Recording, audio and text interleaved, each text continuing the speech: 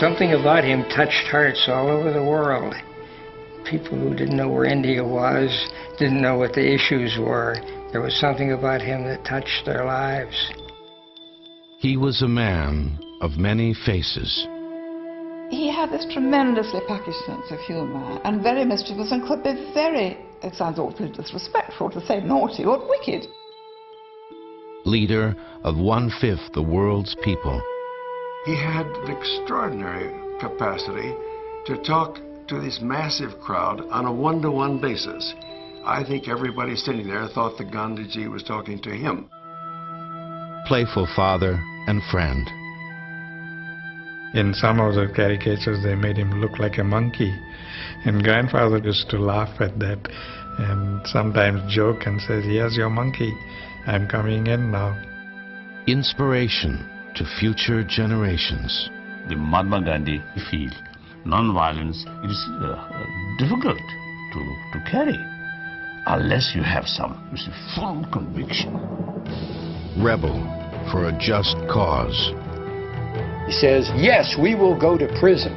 We will take a vow to God that we will go to prison and we will stay there until this law is withdrawn. And willing martyr for his country. And he even said to one of his associates that I shall die at the hands of an assassin. And when I do, please remember that if I accept that bullet courageously with the name of God on my lips, only then believe that I was a true Mahatma.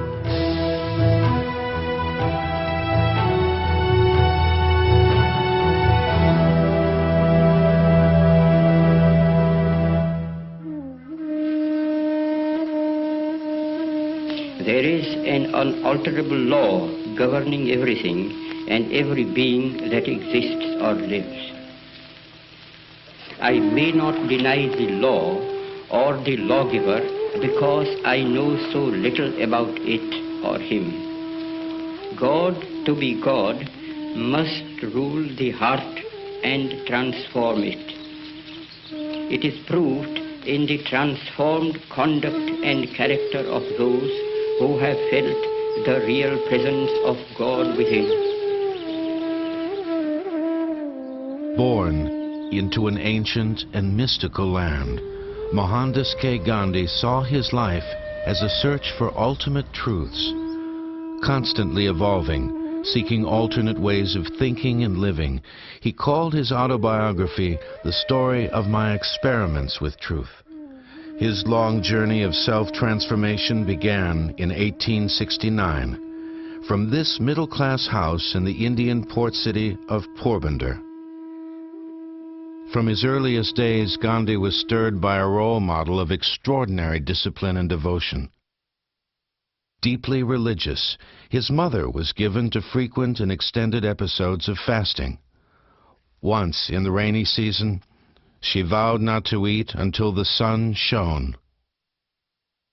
Poor Gandhi and the other members of the family would constantly be looking out of the window because they wanted their mother to eat because she was starving.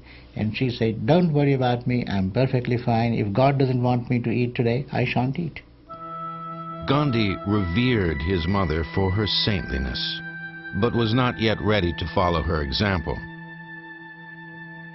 The youngest of 4 children, he indulged in childish pastimes, stealing change to buy cigarettes.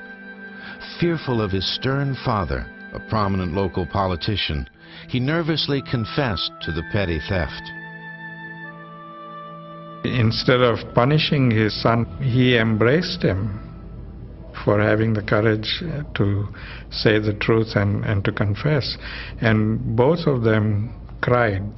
And grandfather writes in his biography that it was like washing away the impurities, the tears that both of them shed. But when you have this kind of discipline through love, it builds the humanity within you. And I think that's what happened with Gandhi. In keeping with Hindu tradition, at age 13, Gandhi was married to a young girl of the same age. Initially, he was a jealous and possessive husband. At age 16, he faced his first great conflict between duty and desire. One night, while nursing his sick father, he slipped upstairs to share his wife's bed.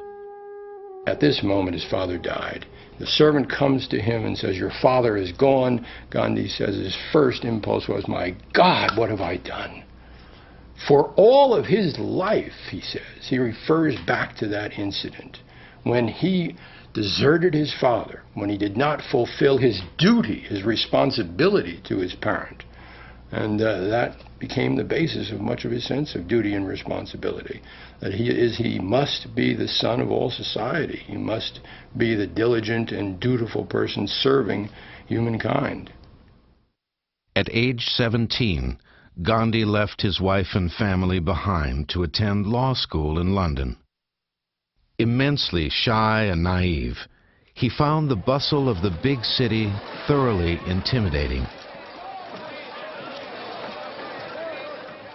He's unaware of things like elevators, so he walks into what he thinks is a room in the hotel, and suddenly the room is moving, and he's frightened as though he's going up. Here he's on an elevator. The door is open, and he can't conceive of it.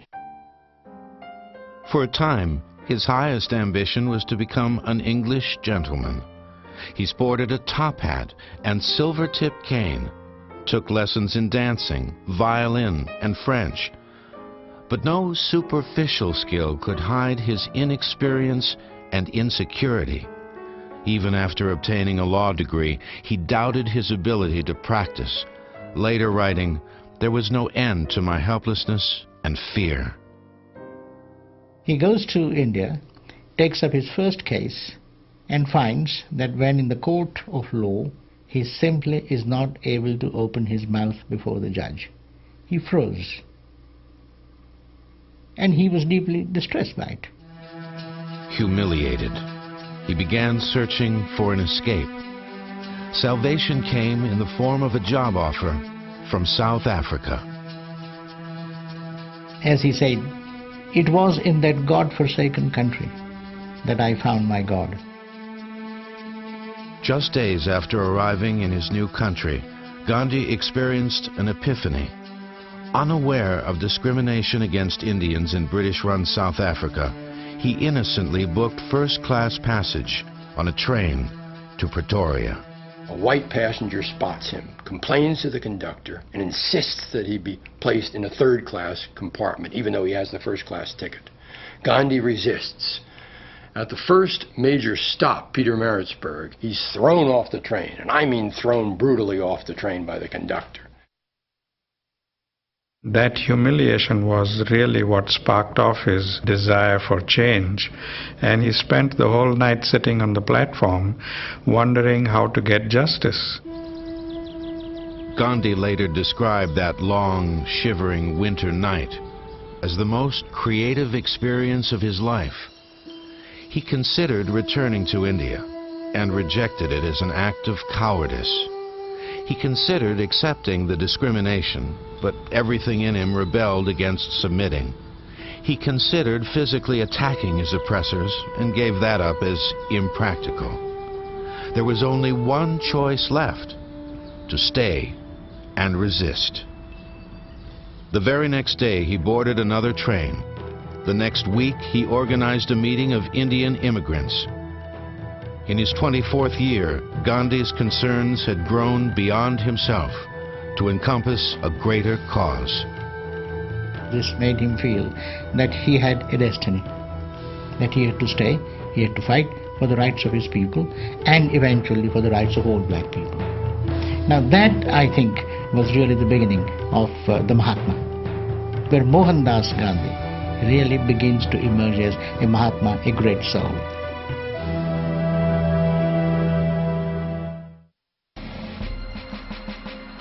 In the South Africa of the 1890s, Africans and Indians alike endured the whims of their white masters, living under laws denying them the right to vote, own property, or even walk the streets after dark.